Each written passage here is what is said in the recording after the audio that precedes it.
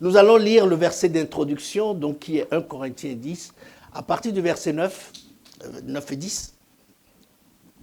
1 Corinthiens 10, mets-moi ça dans la version seconde, s'il te plaît. On y va. Ne tentons point le Seigneur, comme le tentèrent quelques-uns d'eux, qui périrent par les serpents. Ne murmurez point, comme murmurèrent quelques-uns d'eux, qui périrent par l'exterminateur. Alléluia. La scène qu'on est en train de décrire là, cette parole se rapporte, on va dire, au peuple de Dieu, au peuple que Dieu a sorti de l'esclavage de 400 ans de l'Égypte vers la terre promise. Mais en réalité, quand vous regardez un peu ce qui s'est passé, c'est exactement, on va dire, ce qui se passe aujourd'hui. Voyez-vous, ces situations-là se sont produites au moment où le peuple, Dieu les a délivrés de l'esclavage et ils étaient en route vers la terre promise. Ils étaient en route vers la terre promise. Cette situation est assez triste. C'est vrai que ça commence par une grande délivrance de presque 600 000 personnes, je dis bien 600 000 personnes qui sont délivrées de l'esclavage d'Égypte, qui sont passées au travers de la mer Rouge pour une destination. Pour une destination, la terre promise. Et c'est exactement ce qui se passe aujourd'hui. Des milliers de personnes qui sont sauvées, mais qui sont en marche pour le ciel. Alléluia. N'est-ce pas que nous sommes en marche pour le ciel? Amen. Mais ce qui leur est arrivé est tellement éloquent et tellement effrayant que nous devrions souvent tous connaître cette histoire afin vraiment de ne pas faire les mêmes erreurs que ces bien-aimés qui ont été délivrés de l'esclavage avec des miracles sans nombre. Souvenez-vous des 10 plaies, souvenez-vous de la traversée de la mer Rouge. Et pourtant, il y a une seule chose que le Seigneur dit, et moi, ça me met en peine. 2 personnes seulement. 2 personnes seulement. Sur les 600 000, il y a eu seulement 2 personnes qui sont entrées dans la terre promise. 2 personnes seulement. Ces 2 personnes, c'est Josué et Caleb, sur les 600 000. Voilà pourquoi quand le Seigneur dit, tous ceux qui me disent Seigneur, Seigneur, n'entreront pas tous dans le royaume des cieux. Quand on dit ça, on pense que c'est Dieu veut nous effrayer ou il est en train de nous manipuler. Mais l'exemple s'est déjà produit. L'exemple est devant nos yeux. Je vais d'ailleurs vous faire lire le verset pour que je ne sois pas en train, c'est très important. Oh Seigneur, fais-moi grâce. Alors, nous allons lire dans Exode. Non. On va lire d'abord dans Nombre. Nombre. S'il te plaît, Mathis. On va lire dans Exode et ensuite on va lire dans Nombre. Exode 12. Exode 12. Le peuple de Dieu, le peuple que Dieu a sauvé, les a délivrés de la puissance de l'ennemi. L'Égypte est le symbole de l'esclavage de Satan sur son peuple. On y va? L'Éternel dit à Moïse Oui. et à Aaron. Oui, dans non, le- ce n'est pas verset 1, hein, Mathis. Exode 12, verset 37 à 38. Exode 12, 37 à 38. On y va? Les enfants d'Israël partirent de Ramsès pour Sukkot, au nombre d'environ 600 000 hommes de pied sans les enfants. 600 000 sans les enfants. Mais je vais autant vous dire que c'est sans les femmes. Ah oui, mais parce qu'on a parlé d'hommes. Et puis la Bible ne compte jamais les enfants et les femmes. Ah oui, oui, oui. Ah oui. Regardez. Ce n'est pas qu'on raconte des histoires, c'est ce qui s'est réellement passé. Ils étaient d'environ 600 000 600 000 hommes de pied sans les enfants. sans les enfants. Sans les enfants. On peut dire globalement, si on compte les femmes avec, ils étaient plus de 2 millions. Sachant que dans toutes les générations, écoutez-moi très bien, dans toutes les générations, le nombre des femmes dépasse le nombre des hommes.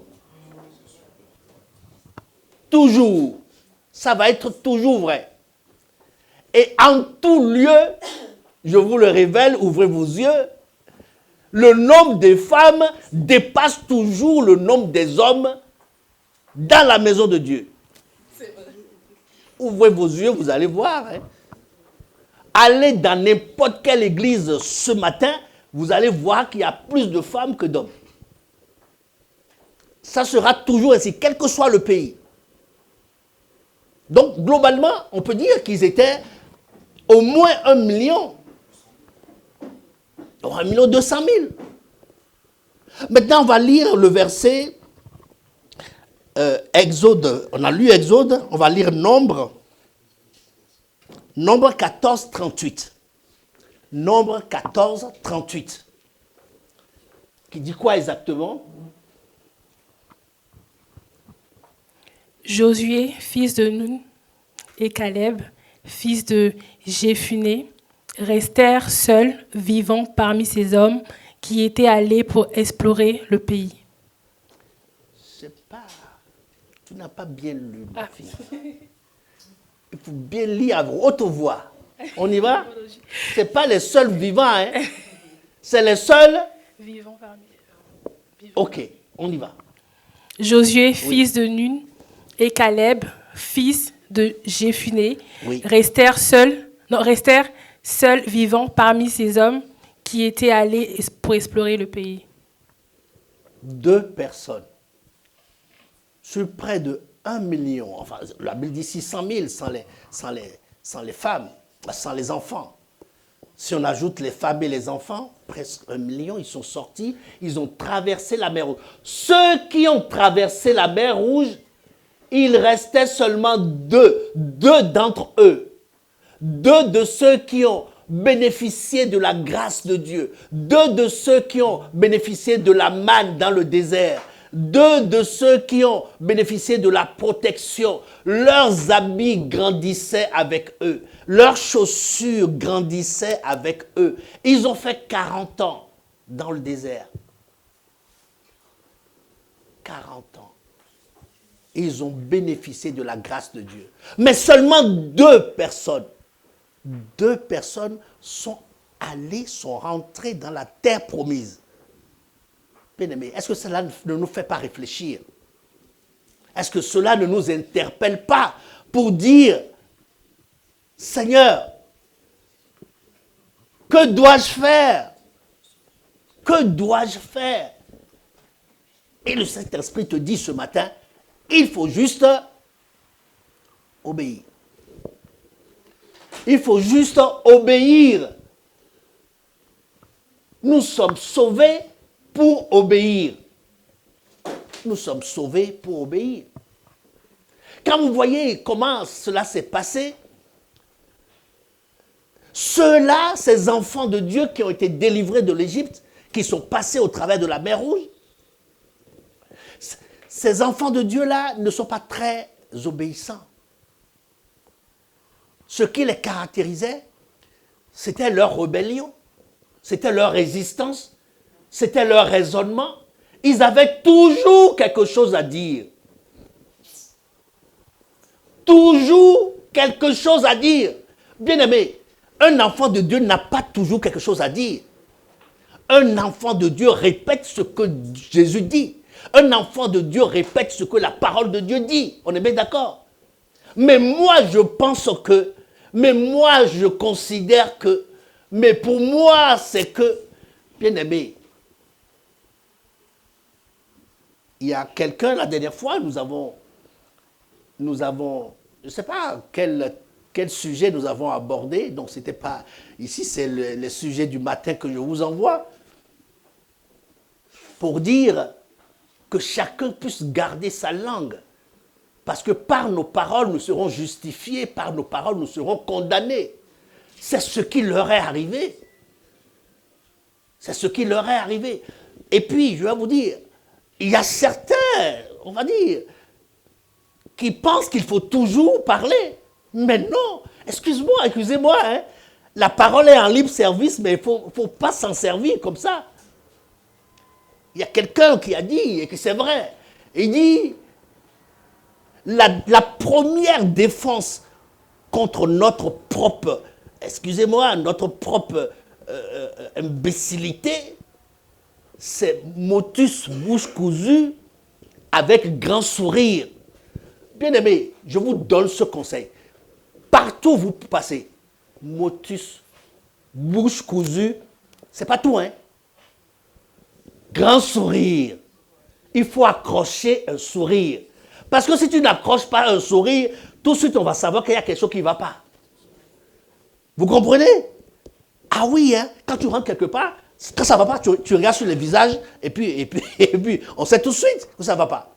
Bien aimé, motus, bouche cousue, et tu accroches un sourire. On ne t'a pas dit de sourire. Accroche un sourire. Alléluia. Bien aimé, partout où tu vas faire ça,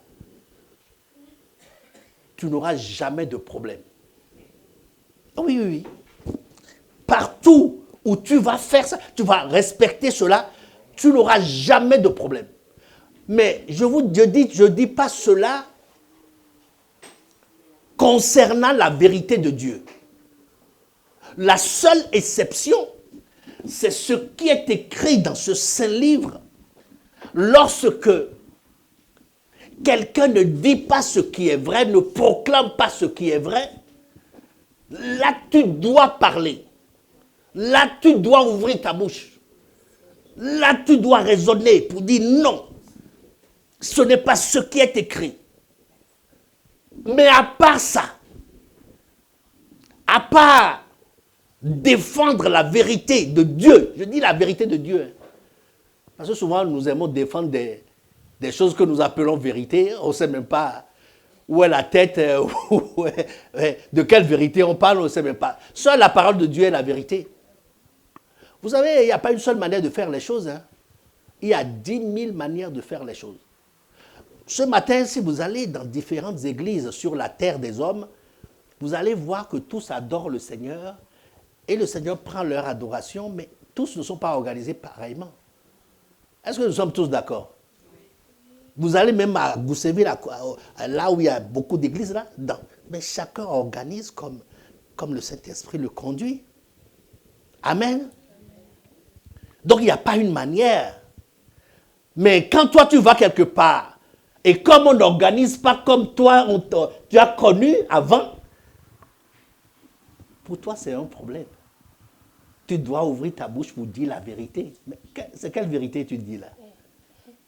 Bien-aimé, si ce qui est écrit ici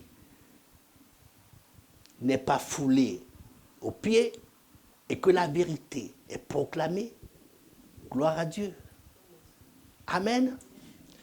C'est un frère qui m'a dit qu'il est allé en Asie dans une église et qu'il commence par la Sainte Seine. Il commence par la Sainte Seine, par la louange et finissent par la parole. Gloire à Dieu. Amen. Il n'y a rien à dire. C'est ce que le Saint-Esprit a mis sur leur cœur. Quand ils vont changer, le Seigneur va leur dire. Mais bon, changer nous-mêmes, ce qu'on fait là, c'est écrit où? Bien-aimés. Vous savez, la manière dont nous organisons le culte là, c'est écrit où? Quelqu'un a un verset? Mais non, pas du tout. Pas du tout. C'est en déduction de la parole de Dieu que nous avons dit que pour commencer toute chose, il faut sanctifier toute chose par la prière. Amen. Et puis l'ordre des choses après. Moi, l'église où j'ai reçu le Seigneur, la Sainte Seine, on le prend juste avant de partir à la maison. Vous voyez? Donc, comme je vous le disais, l'esprit de vérité qui est en nous nous amène à proclamer la vérité de Dieu. Amen. Mais l'enfant de Dieu n'a pas l'esprit de critique. Parce que l'esprit de critique, l'esprit de vérité, il y a deux sortes d'esprits, bien-aimés.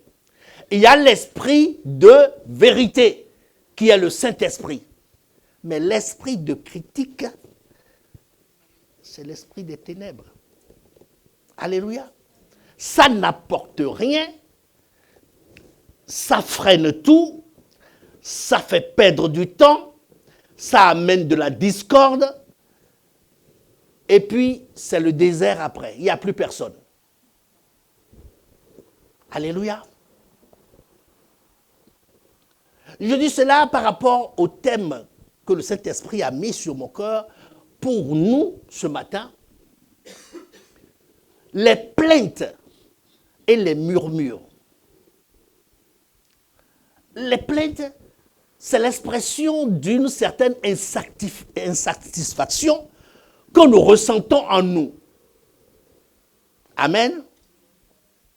Si je viens dans ta cuisine et que je viens te préparer du riz djonjon, certainement que tu vas trouver que je ne prépare pas comme tu as préparé. On est bien d'accord? C'est tout à fait normal. Mais encore une fois, partout on prépare le riz et la sauce tomate ce jour, mais tout le monde ne fait pas de la même façon. Un jour, je vais vous dire quelque chose, une vérité. Un jour, je suis allé quelque part. Je ne vous dis pas où je suis allé. Et il se fait qu'on m'a invité à la cuisine. Bon, on m'a invité comme je suis habitué, on m'a invité à la cuisine. Et il se fait qu'on prépare la sauce. Non mais, j'ai vécu un miracle. Hein? La femme a mis la tomate, l'huile, tout dans la casserole. Par terre, la viande, tout dedans, et elle met au feu. 20 minutes après, la sauce était prête. J'ai dit, quel miracle! Dieu fait des miracles. Hein?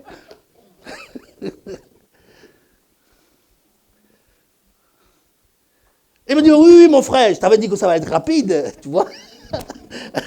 J'ai dit, gloire à Dieu. Et j'ai mangé. Non mais, attendez, mais c'était bon. Non mais, je ne savais pas si c'est parce que j'avais fait, mais dans tous les cas, excusez-moi, hein, je ne trouvais rien à dire à la sauce.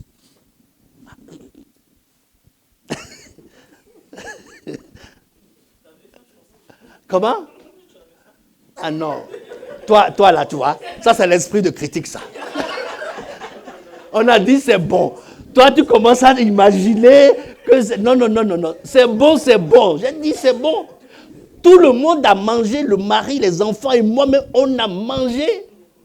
Et c'était bon. Non, mais je vous assure, hein, c'était bon. Parce qu'il y a des choses, hein. Même quand tu as faim... Ah non, si c'est d'une certaine manière, tu ne mangeras pas, hein, ou tu ne mangeras pas avec appétit. Non, mais c'était bon. Non, mais c'est là où... Vous savez, c'est un grand enseignement que Dieu m'a donné dans cette cuisine. C'est pour me dire, mais tu vois, toi là, quand tu enseignes la cuisine à tes enfants, tu dis, pour faire la sauce. Ma maman m'a dit, faut mettre d'abord l'huile. Tu mets quelques feuilles de tomate, d'oignon, pour faire revenir l'huile. Ensuite, tu mets la tomate. Tu ne mets pas encore le piment, hein, Grâce. Ah, parce que le piment, c'est au milieu qu'on met le piment. Et ce qu'on met en dernier, c'est le poisson ou la viande. Ah, tu te retrouves. Ça, c'est la viande. Et je vous assure, hein, la nouvelle école là, aujourd'hui, les jeunes là, c'est plus comme ça. Hein. Ah, regardez même sur les recettes là sur Internet. Ah, il dit, sur Internet, c'est comme ça. Hein. Regarde, en 15 minutes, le repas est prêt. Et c'est vraiment prêt. Grâce, va à l'école de Clarisse. C'est la bonne école. Parce qu'il y a des écoles, hein, vous savez que toutes les écoles ne sont pas bonnes. Mais c'est pour vous dire que, en tout état de cause, il n'y a pas une seule façon de faire les choses. Il n'y a pas une façon de faire les choses, hein. Même pour se laver. Ah, toi tu commences où? Par mon visage, mes dents. Et après, c'est la douche. Non. Il a dit quand tu te laves, tu parles de dents. Tu laves les dents avec la... C'est des détails. Non, il a dit. Quand tu vas te laver, tu commences par quoi? Vous allez voir que tout le monde ne commence pas de la même façon. Parce que toi, tu dis, je ne commence pas à la tête. Les femmes ne mettent pas l'eau sur la tête comme ça tout le temps. Hein? Ou bien? Ah oui, nous les hommes, on a tendance à commencer sur la tête. Et parmi les hommes, pas tout le monde. Hein? Ah, parce que j'ai vu des gens, ils commencent par le pied. Non, mais vous n'avez jamais vu ça. Et pourtant, il s'est lavé ou il ne s'est pas lavé. Mais peu importe par où il a commencé. Tu vas lui dire, tu ne sais pas tu te laver. Il va dire, attends, je suis propre ou je ne suis pas propre. Bien aimé, c'est pour vous dire que parfois, il faut juste se taire. Et pour nous, les enfants de Dieu, il faut juste se taire et prier. Quand ça te dérange trop, là, prie. Parce que ce que tu vas dire là, ça n'apportera pas la paix, ça n'apportera pas la solution. Et tu risques même d'avoir des problèmes avec Dieu. Parce que Dieu t'a dit, Mathis, procurer, on dit, heureux sont ceux qui procurent la paix. Ils seront appelés enfants de Dieu. Amen. Heureux ceux qui procurent la paix, parce qu'ils seront appelés enfants de Dieu. Maintenant, si ce que toi tu dis, ça amène toujours la zizanie. Ça divise les frères. Bien aimé. Tout ça là, vous savez comment on appelle ça? Mais c'est des plaintes. Toi, tes insatisfactions, tu n'arrives pas à les garder, mais tu les mets au dehors et ça fait désordre parmi tout le monde. Bien aimé. Heureux ceux qui procurent la paix, car ils seront appelés fils de Dieu. Bien aimé, ce que je veux dire, est-ce que ça va donner la paix à tout le monde?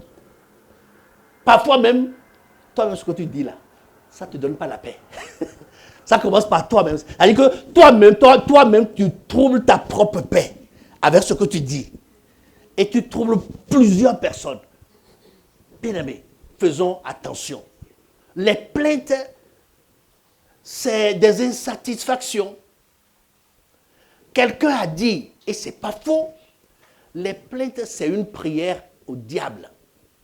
C'est une invitation au diable. Bien aimé, les plaintes, c'est une invitation au diable. Vous allez voir que Jésus ne s'est jamais plaint. Si quelqu'un trouve que Jésus s'est plaint sur son sort dans une situation donnée, pas du tout. Quand Jésus parle, c'est pour exhorter à la vérité. Amen. C'est pour ramener les cœurs sur le droit chemin. Mais Jésus se plaindre sur sa propre situation, est-ce que vous avez déjà vu ça? Vous n'allez jamais voir ça. Et puis, quand vous regardez les serviteurs de Dieu, les vrais serviteurs de Dieu, les vrais serviteurs de Dieu, les vrais serviteurs de Dieu,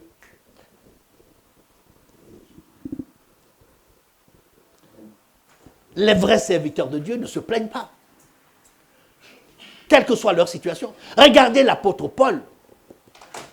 L'apôtre Paul, est-ce que vous savez qu'il était malade? Il avait une écharpe dans la chair. Mais quand vous voyez dans les livres des Actes, partout où il passait, mais c'est lui qui guérissait les malades. C'est lui qui organisait les églises. Il était toujours en voyage missionnaire, mais il ne se plaignait pas sur son sort. Alléluia. Un jour, il a dit, regardez Mathis, il dit, je sais vivre dans l'abondance comme dans le dénuement. Est-ce que toi, tu peux dire ça? Est-ce que toi, tu peux dire, je sais vivre dans l'abondance et je sais vivre aussi quand il n'y a rien? Est-ce que tu peux dire ça? Sans que ton visage ne prenne une forme ovale. Sans que ton visage change. Parce qu'il y a des gens, quand l'argent est dans le compte, tu regardes son visage, tu le sais. Tu vas même savoir combien c'est. Parce que le sourire ne s'arrête pas. Mais quand il n'y a pas l'argent, tu regardes dans son visage, tu le sais. Le découvert à combien, tu risques de voir ça.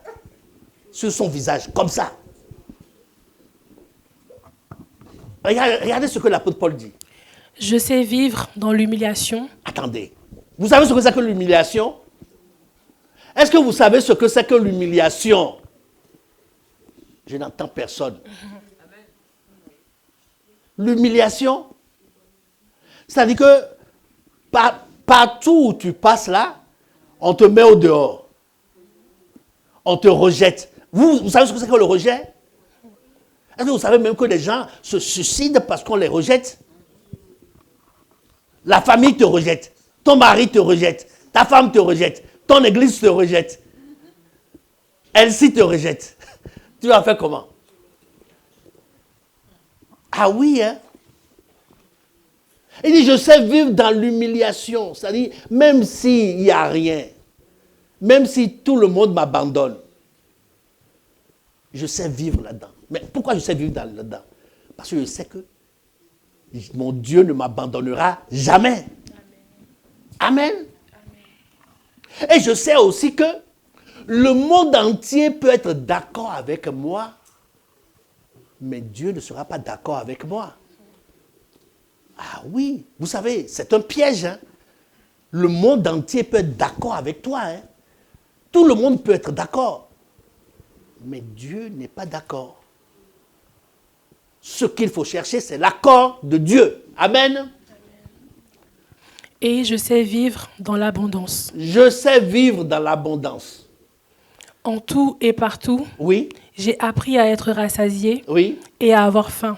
Hé, bien-aimé, est-ce que toi, tu as appris à avoir faim? Sans murmurer? Sans te plaindre? Sans appeler ta soeur pour dire, voilà encore, hein. Je t'ai dit, hein, tu vois, on est le combien aujourd'hui? Non, on n'est pas le 5. Oh, toi tu ne connais pas. On est le combien aujourd'hui? Ok.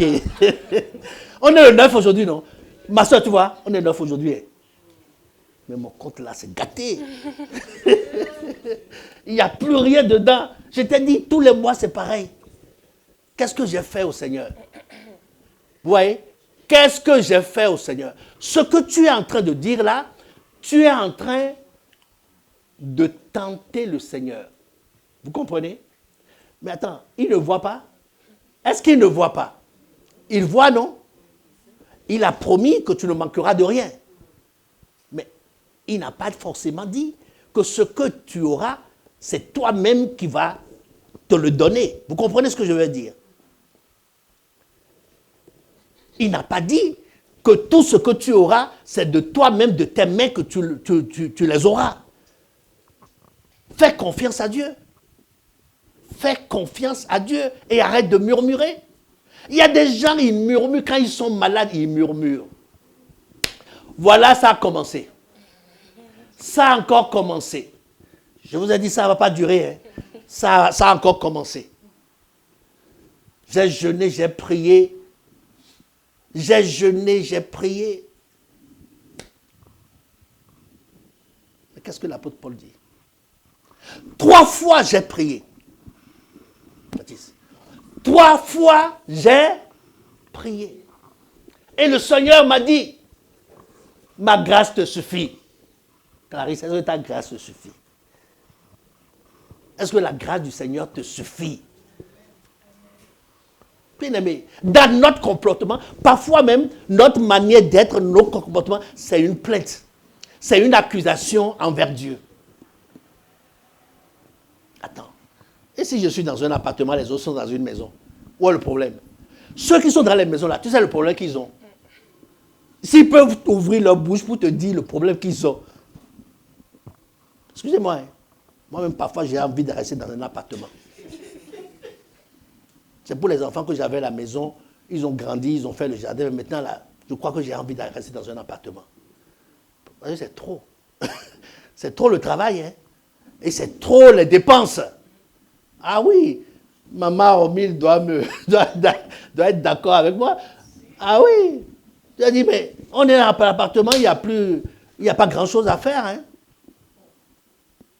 Mais ça, toi, c'est la maison là qui fait que toi, tu maudis Dieu.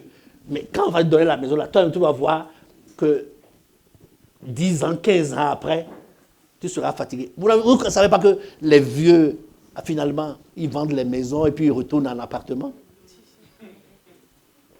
Et en appartement, c'est encore mieux, si c'est toi qui choisis. Sinon, on va te mettre là où Clarisse travaille, là. on va te jeter là. Hein? On va dire, bon, on va regarder le département. Ouais, c'est là, il y a la place. Hein? Dans une EHPAD. Où est-ce qu'il y a la place? Dans une maison de retraite, là, où est-ce qu'il y a la place? Bon, c'est en province, hein? Bon, c'est là où on a trouvé la place, hein? Bien aimé, arrêtons de nous plaindre. Nous nous plaignons trop. Vous savez ce que le Seigneur a dit à propos de nos besoins? Le Seigneur sait. Et la vie sera toujours ainsi. Et c'est la volonté de Dieu que ça soit ainsi. Que lorsque nous avons besoin de quelque chose, nous devrions faire quoi? Aller vers notre Père pour lui demander. Amen. Dieu n'a jamais voulu l'indépendance de l'homme. C'est Dieu qui est le pourvoyeur. Et l'homme est celui qui demande pour en avoir. Ça sera toujours ainsi sur la terre des vivants. Amen. Amen. Voilà pourquoi, regardez. 3 fois j'ai prié le Seigneur de l'éloigner de moi.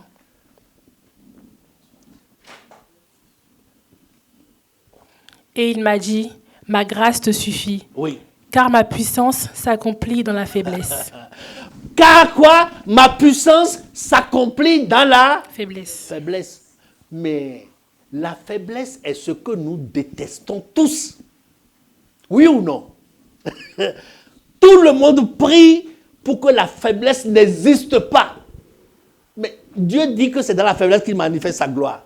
Mais tout le monde prie pour ne pas être dans la faiblesse. Tout le monde veut être fort. C'est bizarre, hein? On se souhaite toujours le meilleur. On se souhaite toujours l'abondance. Et quand le manque, le besoin vient à exister, parfois même on croit que c'est une malédiction. Oui ou non? On croit que c'est une malédiction. Tous les gens ont un travail, je n'ai pas encore mon travail. Mais Dieu le sait. Patiente-toi. Il va te donner ton travail. Amen. Ma grâce te suffit. Regardez, vous savez, nous les hommes, Est-ce que tu peux compter, c'est un autre sujet que je vais traiter une autre fois, tout ce que Dieu a fait pour toi, est-ce que tu les comptes parfois pour dire, c'est lui, déjà même. Avant de te plaindre, c'est parce que tu es en vie. N'est-ce pas? Tu es en vie. Mais qu'est-ce qui est déjà même plus important que la vie? Il n'y a pas. Déjà pour te plaindre, tu es en bonne santé. Parce que fais un tour dans les hôpitaux. Fais un tour à l'hôpital, tu vas voir. Ils ont tout, hein. Le compte bancaire est bien rempli. Mais il est là. Il ne peut même pas ouvrir la bouche. Est-ce que ce n'est pas une grâce d'être en bonne santé? Mon genou me fait mal. Madame Risa, mon genou me fait mal. Joël. Oui. Mais le cœur va bien, n'est-ce pas? Gloire à Dieu. Alléluia. Parfois, nous nous attardons sur une seule chose qui ne va pas. Et c'est comme si Dieu n'a rien fait dans nos vies. Est-ce que quelqu'un peut dire, Dieu a tellement fait dans ma vie? Dieu a tellement fait dans ma vie. Mais oui, il a tellement fait dans ma vie. Nous, le problème des hommes, ce qui amène les plaintes et les complaintes et les murmures, c'est que souvent nous oublions ce que Dieu a fait. Seulement, nous oublions à chaque fois les bienfaits de Dieu. Regardez, on va lire un peu dans le livre d'Exode. Exode 14. Exode 14. Ils sont sortis de l'esclavage. Mais vous savez ce qui se passait dans l'esclavage là?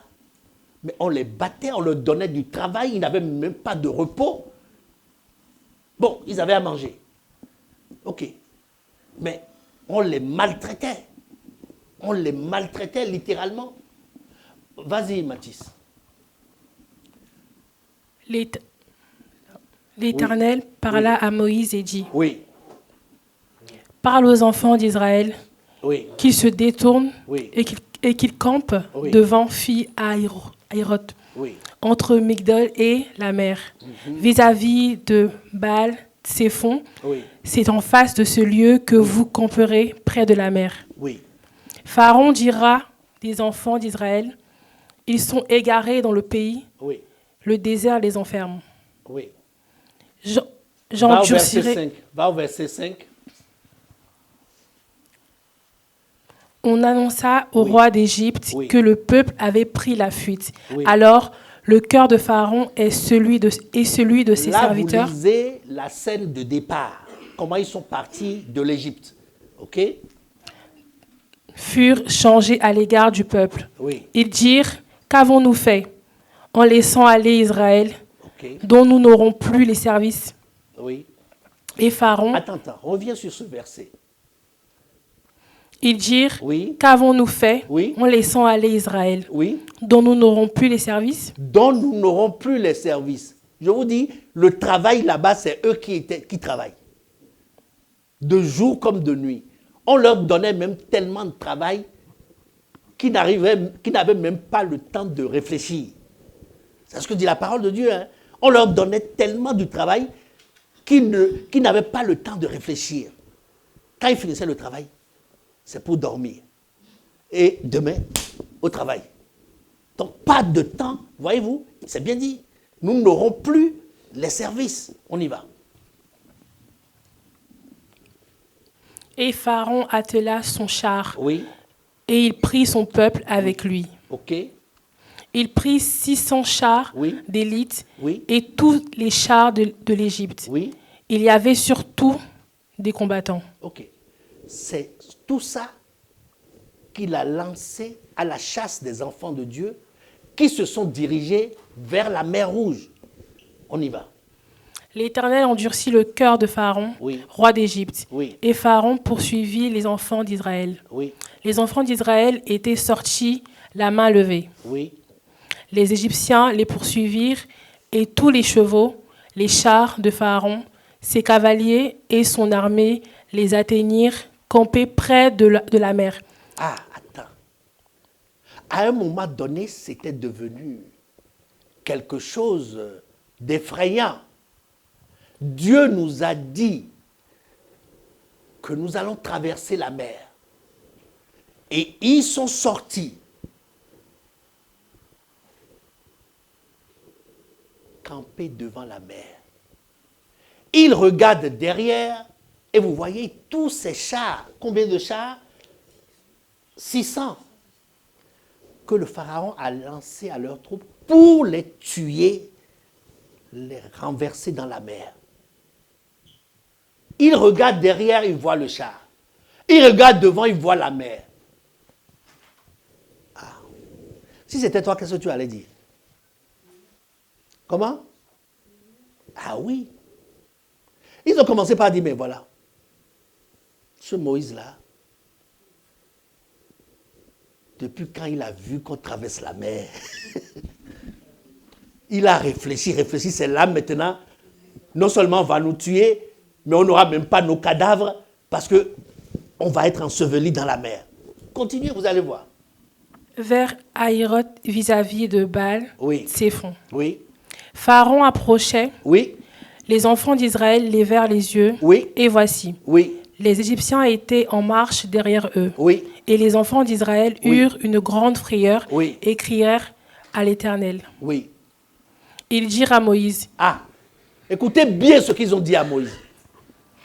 n'y avait-il pas des sépulcres en Égypte, Oui. sans qu'il fût besoin de nous mener mourir au désert? Oui.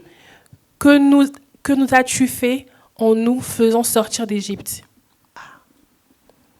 N'est-ce pas là que nous te disions en Égypte, laisse-nous servir les Égyptiens, car nous aimons mieux servir les Égyptiens que de mourir au désert.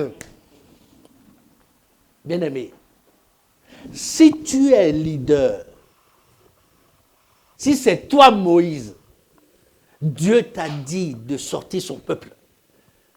Toi, tu es en train d'obéir. Mais voilà ce qu'on te dit dans la foule. Ils lui ont dit simplement dit, n'y a-t-il pas des cimetières en Égypte? Et c'est dans le désert que tu viens nous ensevelir. Et ils ont dit quelque chose encore de grave là. C'est-à-dire le motif pour lequel on les a délivrés, c'est-à-dire pour eux, c'est rien du tout, on dit, attends, nous aimons mieux servir les Égyptiens. Qui vous a même dit que ça nous déplaît de servir, d'être esclaves des Égyptiens? Bien-aimé. Quand tu vois ça, tu te dis, mais comment les gens peuvent réfléchir comme ça? Mais nous aussi, nous faisons pareil, bien-aimés. Nous faisons pareil. Lorsque nous sommes dans des situations compliquées, nous pensons que Dieu nous a abandonnés. Amen. Bien-aimés, excusez-moi, moi j'ai fait un pacte avec Dieu. Et ça, quel que soit ce qui m'arrive, vous n'allez jamais m'entendre me plaindre. Vous allez m'entendre prier. Vous allez m'entendre louer Dieu. Mais me plaindre, les hommes ont dit que se plaindre allège la douleur. Mais ça n'est pas la solution. Et puis, quand tu commences à te plaindre, raconter tes affaires à gauche, à droite, c'est là où la situation se complique même. Parce que le démon qui n'était pas au courant est maintenant au courant. Et lui aussi vient apporter son grain de sel. Bien-aimé. Bien-aimé, ne vous plaignez jamais. Est-ce que tu peux prendre cette décision pour dire jamais, aucune plainte ne va sortir de ma bouche? Ne murmurez jamais. Vous savez les murmures, ce que c'est? Quelqu'un a dit que les murmures, quand on murmure, on sollicite plus même le cœur que quand on parle. Parce que quand on parle, on parle.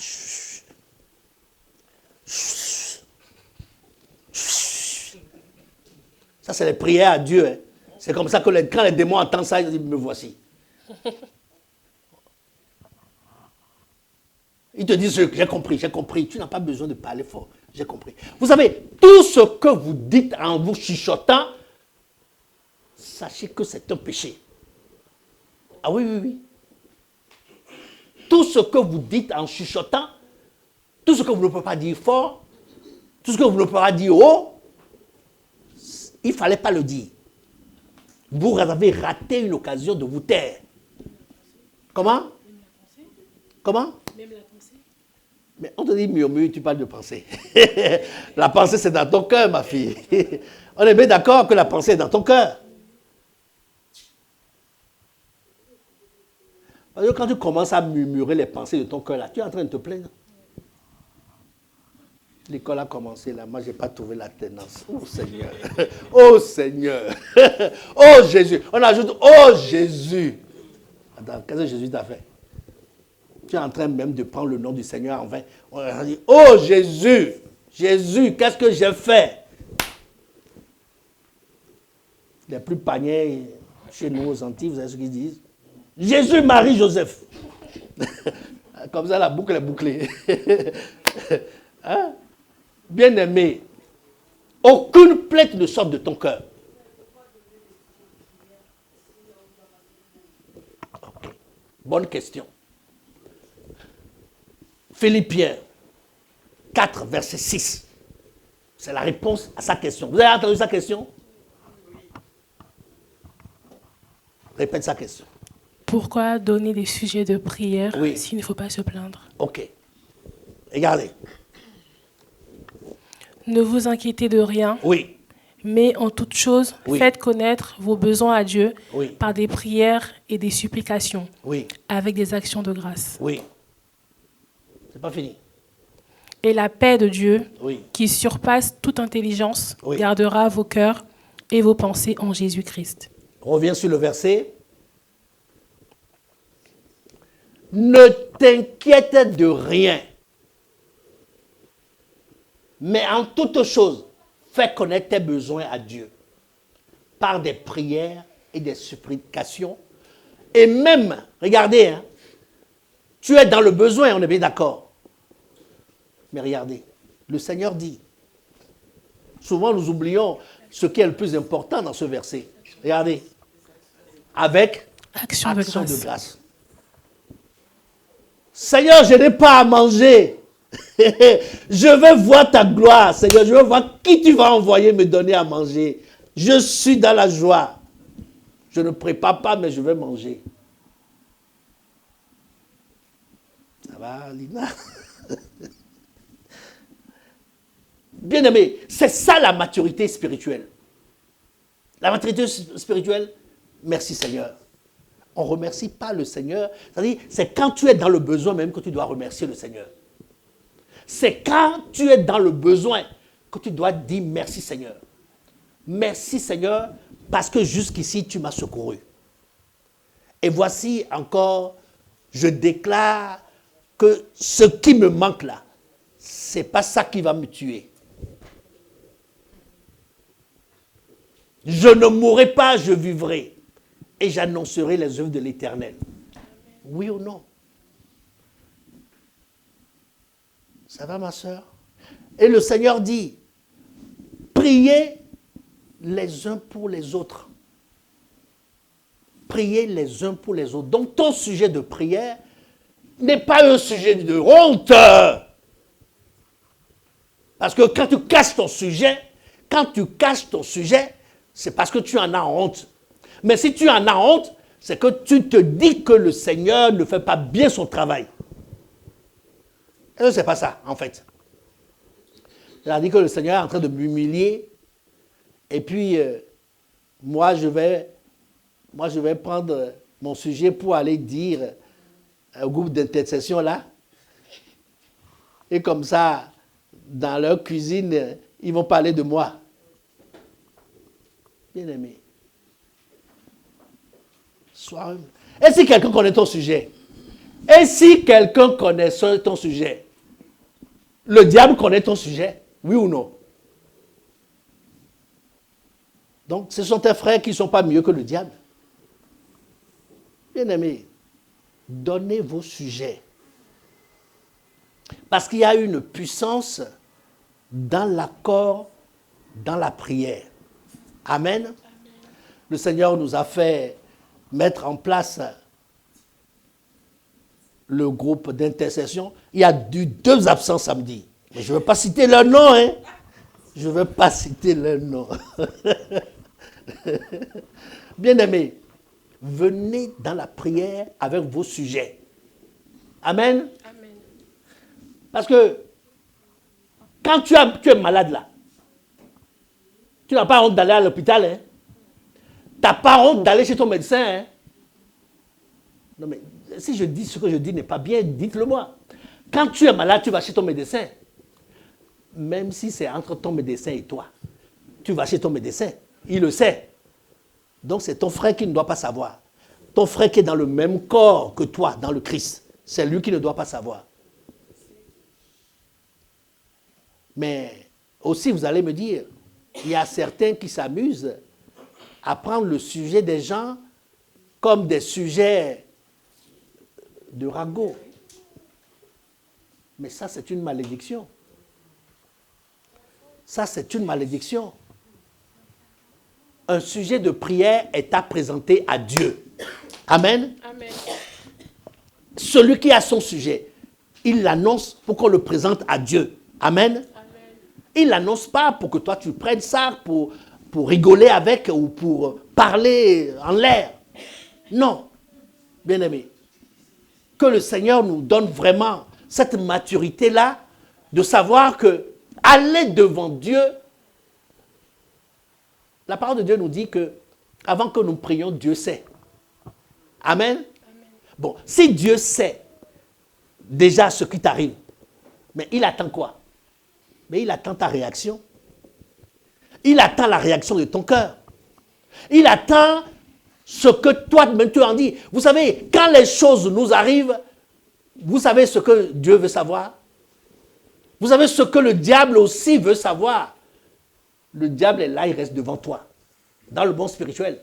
Il dit, qu'est-ce que ta bouche en dit? Ce que toi-même tu traverses là. Parle.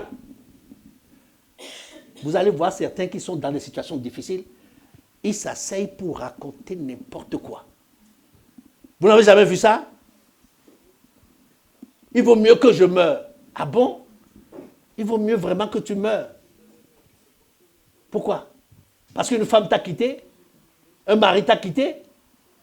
Parce que tu n'as pas de travail? Parce que tu as des dettes? Il faut que tu meurs. En tout cas, Job, lui, il n'a pas maudit Dieu. On a dit, et c'est à propos de ce qu'on dit là, dans tout ce que, Mathis, dans tout ce que Job a traversé, il n'a rien dit de mal envers Dieu. Mais quand on dit ça, toi tu penses que c'est simplement le mal de tête? On te dit un homme riche, du jour au lendemain, il tombe malade. Il est au dehors. Il n'a plus de nudité, il n'y a rien à cacher. Il prend des tessons de bouteilles pour se gratter le corps. Mais le Seigneur, la parole de Dieu nous dit, hein, il est intègre, juste, craignant Dieu et s'éloignant du mal. Et c'est celui-là qui traverse ça. Regardez. Oui. Oui. Vous avez entendu sa question? Oui. Répète sa question. Pourquoi la parole de Dieu dit malheur à celui qui se confie en l'homme? Malheur à l'homme qui se confie en l'homme. Et ce n'est pas fini. Et qui prend la chair pour appui. Tu as compris? Et qui prend la chair pour appui. Parce que nous sommes faits de poussière, on est d'accord. Est-ce que tout homme est fait de poussière? On est d'accord? Donc toi, tu t'appuies sur la poussière. La poussière, sa demeure, c'est où? C'est par terre. Si tu t'appuies sur l'homme, tu vas tomber. Je vois là où tu veux venir. Confier un sujet de prière à quelqu'un, ce n'est pas que tu es en train de t'appuyer sur lui. tu es en train de lui dire, parle à Dieu avec moi. Appelle le secours de Dieu avec moi. Oui. Oui.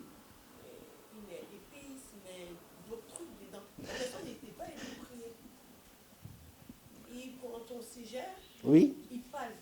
Oui. Il prêche sur ton sujet. Je sais, il y a des genoux de prière, il y a d'autres personnes qui vont t'aider dans la prière. Oui. Mais ça ne veut pas dire qu'on doit donner des sujets à tout le monde. Non, mais Parce que même la Bible dit, c'est pas tout le monde qui dit Seigneur, Seigneur, qui va prendre son oui. royaume. Mais on n'a pas dit, je n'ai jamais dit. Je n'ai pas dit qu'il faut donner à tout le monde. Hein. Parce que si tu donnes à tout le monde, tu risques même de donner tes sujets aux démons. Eux, ils ne savaient même pas que tu avais ce problème. Ils ont dit, ah bon, elle a ce problème. Ok, ben, mettons-lui un petit caillou dessus encore. Ah non. Il faut savoir à qui confier les sujets. D'accord? Ben, tu demandes à la personne qui ne prie même pas pour lui-même. Tu lui demandes de prier pour toi. Mais comment c'est possible? Toi-même, il faut être sage. Tu comprends? Parce que si tu veux confier un sujet, tu as un sujet là. Ben, tu sais, ceux qui sont des femmes de prière, ceux qui sont des hommes de prière, c'est à eux que tu vas confier. Maintenant, il y a des sujets que tu peux aussi confier pendant la réunion de prière. Il y a des sujets qui ne sont pas, on va dire, sensibles. D'accord? Que tu peux dire, ah, j'ai mal à ma jambe, hein, priez pour moi, que l'Église prie pour moi. Toi, tu peux le dire. Maintenant, c'est un sujet sensible qui te concerne, tu vas chercher quelqu'un pour le dire. Et le Seigneur a même dit, oui. Dans Jacques 5, quelqu'un est-il malade? Ah, qu'il appelle les anciens.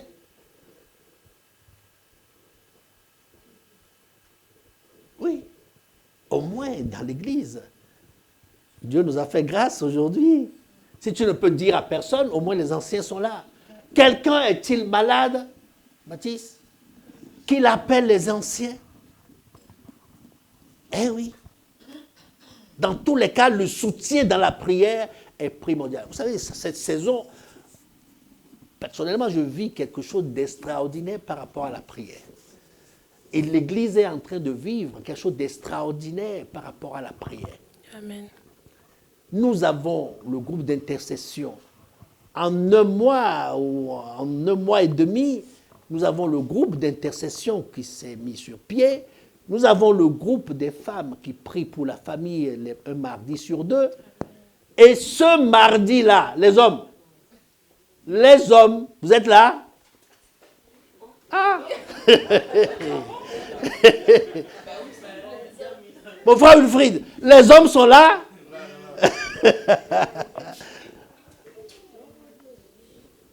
Mon frère Christian, à partir de mardi là, un mardi sur deux, 21h30, pour 30 minutes, les hommes se connectent pour prier pour leur famille. 30 minutes. Oui, c'est 30 minutes. Hein. Les femmes aussi, c'est 30 minutes. Madoché. Pas ce mardi, c'est les hommes qui vont prier. Mais l'autre fois là. Non. C'est pas, non, c'est pas tout. Tu es la femme d'un ancien. Hein. Le programme que tu es en train de donner là montre que tu n'es pas au courant. Attention. Carton jaune. Pour ce qui concerne la prière pour la famille, c'est un mardi sur deux maintenant. Mardi prochain, ce sera les hommes. 21h30, 22h. 30 minutes. Et le mardi qui va suivre, ce sera les femmes. 30 minutes. Amen. Amen. Bien aimé, il y a des choses que l'homme, par sa parole, ne peut pas régler. Il n'y a que Dieu qui est la solution. Va parler à ton Père qui est dans le lieu secret. Et ton Père qui est dans le lieu secret te le rendra. Amen. Amen. Au lieu de murmurer, au lieu de te plaindre, ramène ton sujet dans le lieu secret de la prière. Et le lieu secret là, c'est dans ton cœur. Hein.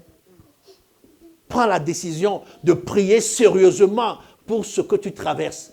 prends la décision de prier sérieusement pour le sujet qui te tracasse. Ne te plains pas en tout cas. Ne te plains pas en tout cas. Vous savez, les hommes ont toujours eu l'habitude de se plaindre. Et pas des moindres. Il y a, comment dit-on, si on regarde bien, comme j'ai dit, Jésus ne sait jamais. Vous savez, le premier homme qui s'est plaint, c'est qui le premier homme qui s'est plaint dans la Bible? C'est qui? Ah oui, c'est Adam. Vous savez ce qu'Adam a dit après le péché? Il a dit, mais c'est la femme que tu m'as donnée. Hein. C'est ce que tu es en train de constater là. C'est la femme que toi tu m'as donnée. Hein. C'est toi qui m'as donné la femme. Hein. On est bien d'accord hein, que c'est toi qui m'as donné la femme. Donc c'est lui qui a. Bien aimé. Comment? J'ai pas compris. Oui, voilà. Mais lui, il est en train de dire, ce n'est pas moi, hein. C'est toi. En fait, il est en train de dire à Dieu, c'est toi. Parce que si tu ne m'avais pas donné une femme, on n'en serait pas là aujourd'hui. Et vous voyez où les raisonnements humains arrivent. Parce qu'on va dire, hein, aujourd'hui sur la terre, un sujet comme ça, le raisonnement va arriver là. On va dire, toi aussi. On va dire, quelqu'un, son fils a pris le fusil et il s'est blessé avec le fusil. On est venu voir le père, dit, mais toi aussi. Si tu n'avais pas amené le fusil à la maison. Toi aussi. Mais il dit, mais je suis sa soeur. Moi, on s'en fout. Si tu n'avais pas amené le fusil à la maison, ton fils ne serait pas blessé. Bien aimé. Mais à ce rythme-là, si on doit raisonner pour tout ça là, tout ce qui est dangereux chez nous, parfois nous ne prenons pas conscience de tout ce qui est dangereux. Regardez le gaz avec lequel nous préparons là. Vous savez, ce truc-là, c'est une arme. Hein? C'est une arme. Hein? Vous voyez ce qui nous donne la lumière là. Quand c'est tout beau, c'est tout beau. Mais c'est un danger. Hein? C'est un danger. Tout ça là peut nous tuer aussi. Bien aimé, c'est pour vous dire que, vous voyez, nous avons 1000 raisons humainement de nous plaindre. Nous avons 1000 raisons de chercher à redire à propos de ça ou à propos de ça. Mais la vraie question, c'est de savoir comment nous devrions nous comporter. Ce que Dieu n'aime pas, c'est la plainte. Parce qu'en réalité, comme Adam l'a fait, toute plainte est une accusation envers Dieu. Amen. Amen. Exode, on a lu Exode 14, n'est-ce pas? Et on a vu qu'ils sont partis. Regardez très bien. Que cela ne nous arrive pas comme ça. Parce que nous sommes reconnaissants à Dieu au moment où nous recevons les grâces. Amen. Amen. Mais dès que nous avons un autre besoin, nous avons déjà oublié. Regardez Exode 15. Exode 14, nous avons lu tout à l'heure. Exode 14, où nous avons vu comment Dieu les a délivrés.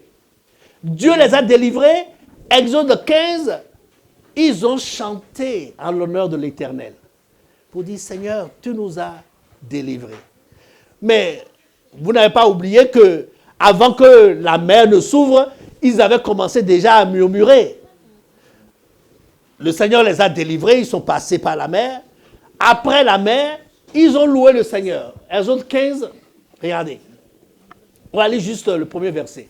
Alors Moïse et les enfants d'Israël chantèrent ce cantique à l'Éternel. Oui. Ils dirent, je chanterai à l'Éternel, car il a fait éclater sa gloire, il a précipité dans la mer le cheval et son cavalier. Alléluia. Amen. Ils ont murmuré avant. Dieu les a délivrés. Ils ont chanté. Ah oui, mais ce n'est pas fini. Hein? Exode 16. N'allons pas loin. Exode 16. Là, ils ont chanté hein, dans Exode 15, la gloire de Dieu. OK? Toute l'assemblée des enfants Oui. d'Israël partirent d'Élim Oui. et ils arrivèrent. Verset 2. Et toute l'assemblée des enfants d'Israël murmura dans le désert contre Moïse et Aaron. Alléluia. Ils ont repris leur métier. Murmurer. Continue, verset 3. Les enfants d'Israël leur dirent Oui. que ne sommes-nous morts par la main de l'Éternel dans le pays d'Égypte, Oui. quand nous nous étions assis près des pots de viande, quand nous mangions du pain à satiété. Oui. Car vous nous avez menés dans ce désert pour faire mourir de faim toute cette multitude. Alléluia. Encore la plainte. Va dans Exode 17, versets 1 à 3. Pareil. À chaque fois qu'il manque de quelque chose, ils se mettent à se plaindre et à murmurer.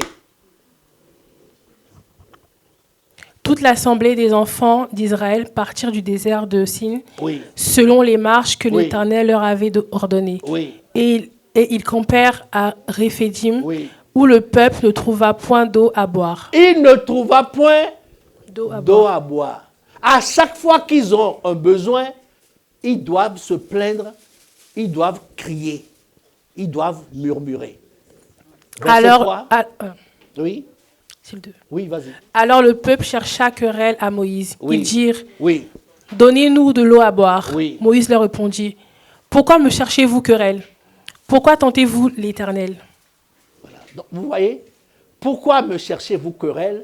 Pourquoi tentez-vous l'Éternel? C'est-à-dire que, en réalité, mais celui qui vous a sorti de l'Égypte, il ne sait pas que vous allez boire. Est-ce que vous avez besoin de murmurer? Mais les murmures que vous dites, c'est des paroles assez graves. À chaque fois que vous ouvrez votre bouche, vous regrettez d'être sauvé. Il y a des gens qui sont assis dans l'église, mais quand ils ont un problème, ils regrettent d'avoir quitté le monde. On dit, mais dans mon avant, là, je manquais de rien. Dans mon avant, si c'était avant, je ne manquais de rien parce que je savais ce que j'allais faire pour avoir l'argent. Maintenant, on me dit de ne rien faire. Je ne fais rien et je manque de tout. Bien-aimés, n'ayons pas ce comportement-là. Amen. Amen. Parce que ce comportement-là, aujourd'hui, j'ai quelque chose. Je dis merci Seigneur, alléluia. Demain, je manque encore de quelque chose, je commence encore à me plaindre. Après demain, Dieu me donne, je dis alléluia. Encore, je manque de quelque chose, je commence à me plaindre. Ce qu'ils ont fait là, ceux-là qui ont eu ce comportement, aucun d'eux n'est allé à la terre promise. Amen. Il n'y a eu que Josué et Caleb. Alléluia. Amen. Le Seigneur te dit ce matin d'oublier les plaintes, de transformer les plaintes en prière. Bien-aimé, est-ce que tu es prêt à transformer tes plaintes en prière? Amen. Est-ce que tu es prêt à arrêter les murmures, transformer les murmures en louange à Dieu? Amen. Est-ce que nous sommes tous d'accord pour cela, bien-aimés? Amen. Mais quand je dis ne te plains pas, c'est que ne te plains pas vraiment. Hein? Parce qu'il y a des gens, ils se plaignent pour un oui, pour un non. Je ne dis pas, quand quelque chose ne va pas, il faut le dire. On est bien d'accord, hein? Nous sommes des adultes, quand quelque chose ne va pas, il faut le dire. Mais il ne faut pas aussi, en tant qu'enfant de Dieu, mature, te plaindre pour un oui et pour un non chez toi à la maison. Amen. Qui a mis ce bol ici? Ce verre-là, qui a mis ça là?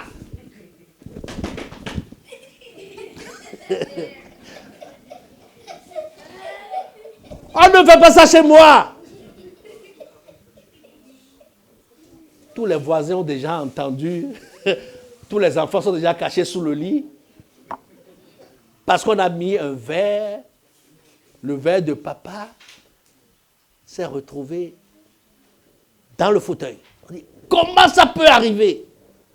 Bien aimé, à force de faire ça là, tu tu vas piquer une crise. Ton cœur va lâcher. C'est vrai, hein? Mets un peu de l'eau dans ton vin. C'est moi qui te parle. C'est moi là qui te parle. Ça ne sert à rien.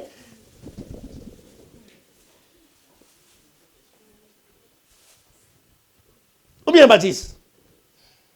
Faut être zen. Faut être zen comme Matisse. Il n'y a rien qui se passe. Ah. Ou bien, dès qu'on dit, ah, vous savez ce qui est arrivé, il est déjà comme ça. Oui, quoi? Quoi? À mes enfants? À mes enfants? Mais tu vas faire quoi? Tu vas faire quoi? Vous savez, dans la Bible, il y a quelqu'un qui s'appelle... j'ai oublié son nom. Le fou, là. Comment il s'appelle, Mathis? Abigail. Sa femme s'appelle Abigail. Sa femme s'appelle Abigail. Vous savez, on est venu juste lui annoncer. Sa femme lui a dit. Sa femme lui a dit. Écoutez-moi. Sa femme lui a dit. Tu sais, tu as décidé de ne pas donner des brebis au roi. Tu as décidé de ne pas donner tes brebis au roi. Mais tu sais ce qui s'est passé? Le roi a envoyé une armée pour tuer toute notre famille. Le roi a envoyé une armée pour tuer toute notre famille. Heureusement que je suis allé à leur rencontre avec les brebis qu'ils ont demandé. Sinon, on serait tous morts. Et vous savez ce qu'il a dit? Il a dit, oh c'est vrai. Le c'est vrai qu'il a dit là, il a piqué une crise, il est mort. Parce que on devait les tuer, sa femme est allée régler le problème et sa femme est en train de lui rendre compte pour dire, mais toi fais attention, comment tu peux parler comme ça au roi? Le roi t'a demandé pour ses combattants des brebis, mais donne les brebis, tu ne donnes pas et tu parles mal au roi. Heureusement que je suis allé, sinon l'armée venait déjà pour nous tuer tous. Mais ce qu'on lui a dit là a pris son cœur et il en est mort, il a piqué une crise. Bien-aimés, ne vous inquiétez de rien. Amen. Parce que ce sont les inquiétudes qui amènent les plaintes. Ce sont les inquiétudes qui amènent les murmures. Mais en tout temps, célébrez Dieu. En tout temps, priez sans cesse. Amen.